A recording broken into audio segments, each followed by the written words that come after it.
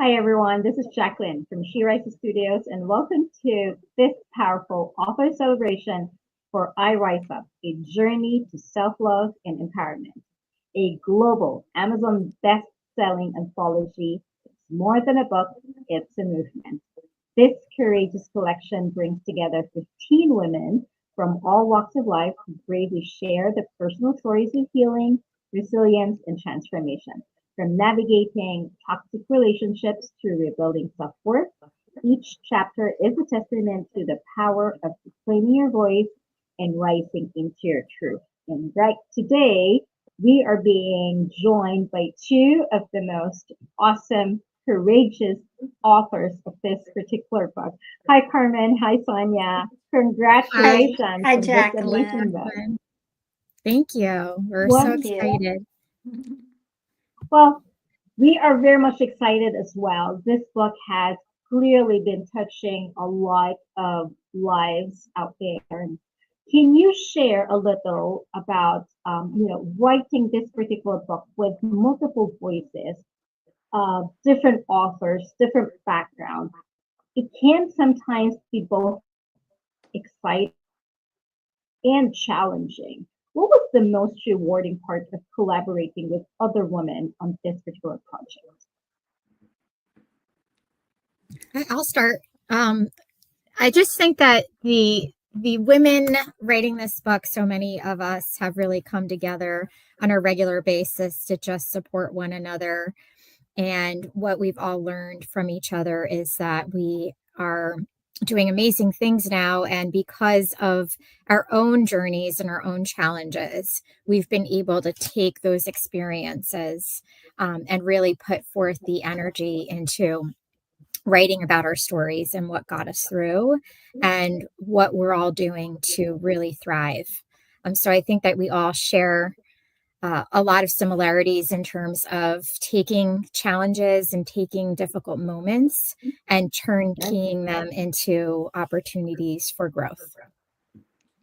Awesome. That's wonderful. And Yes, Carmen. I would definitely agree with that. I would just add to the personal touch of reaching out and actually texting or having phone calls with some of these ladies as you're writing and just them encouraging and giving support.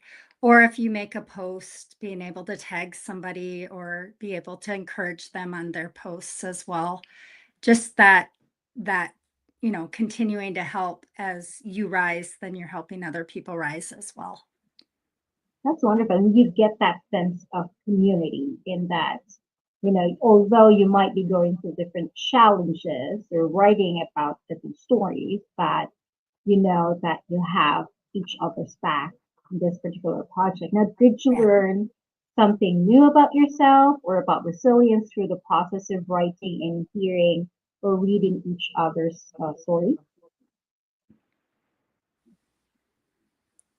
Do you want to start with Anyone? that, Sonia? Sure. I think every time that you write about something that's personal, you're always questioning, like, am I ready to share this with the world? And how much do I want to share? And so I think we all kind of go through that. It's saying like, okay, I feel like I'm ready. I feel like I've done my own healing and my own inner work, but am I ready to put this out there? And I Hmm. think the process of writing is always very healing. But I think it's important, typically how I write my chapters is I talk about the struggles and the challenges, but then I also say, like, here's what I think helped.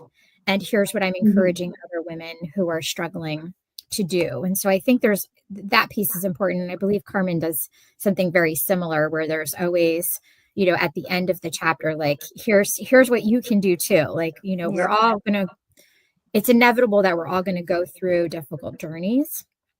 But remember, here's kind of the strategies that will get you through, or those um, important things that you should lean on, right? Whether it's other people, faith, or specific tools that you use to get through it.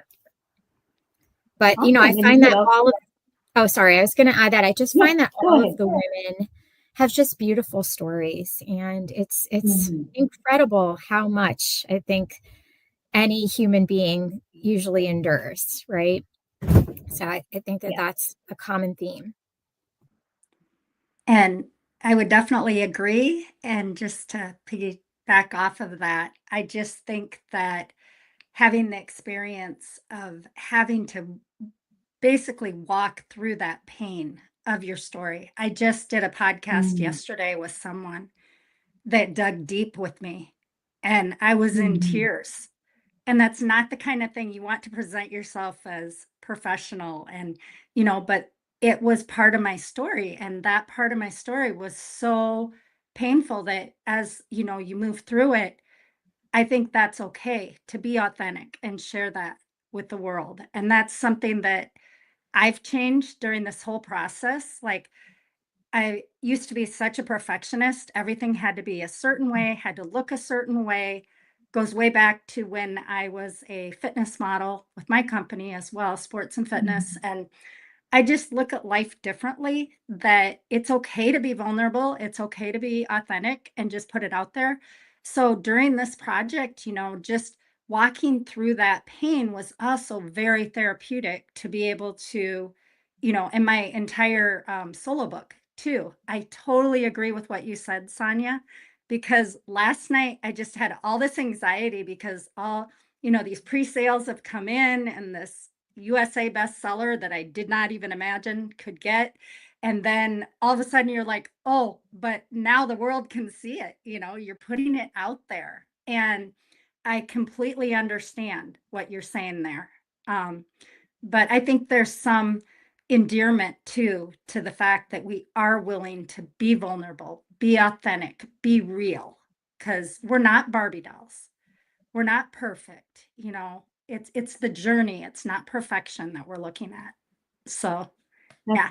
in that in understanding or accepting that we are not perfect, but facing our own challenges, it Yep. really enables us to understand who we really are, and we are able to rise up. Now, speaking of being vulnerable on these challenges, can you share a pivotal moment in your life when you chose to rise up instead of staying stuck?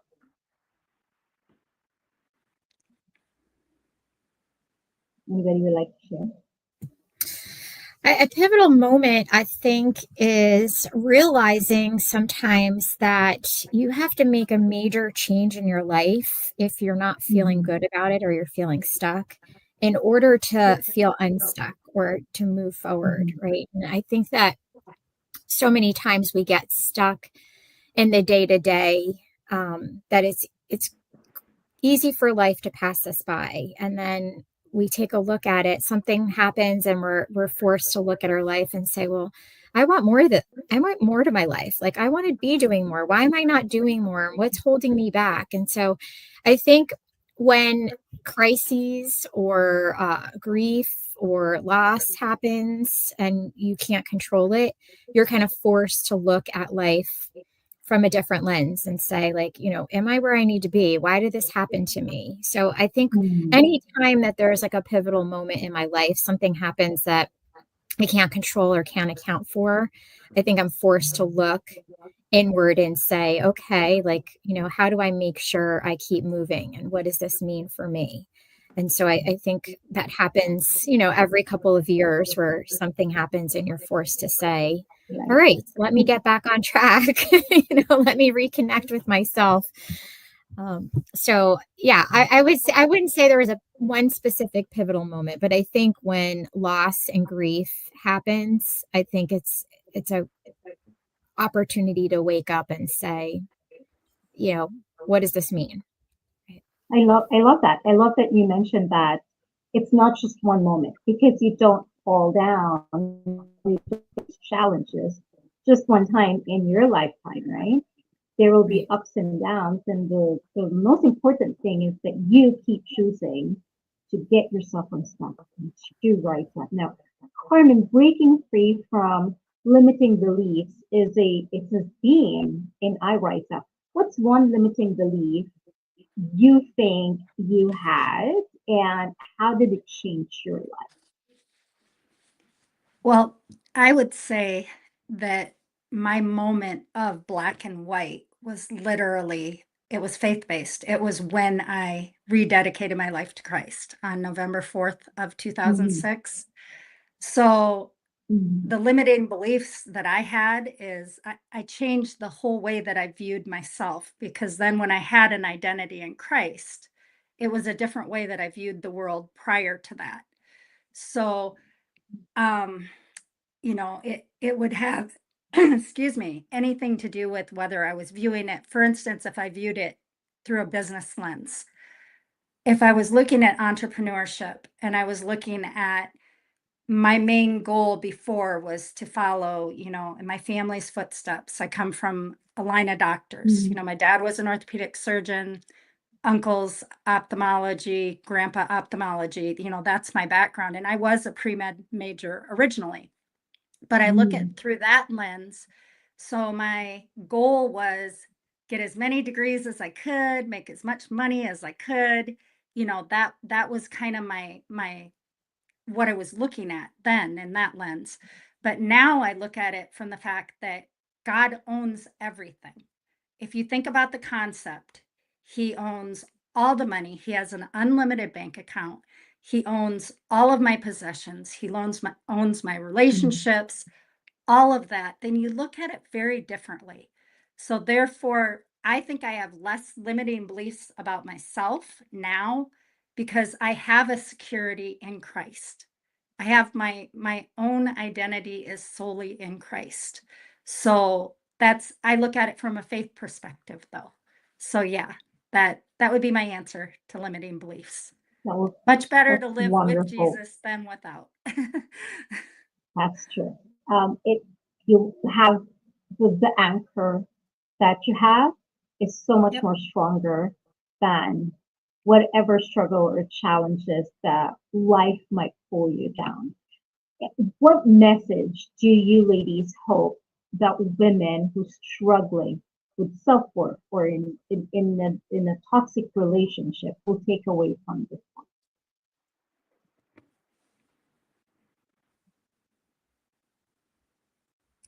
Do you want to start, Sonia? Since I just spoke, or Yeah, sure.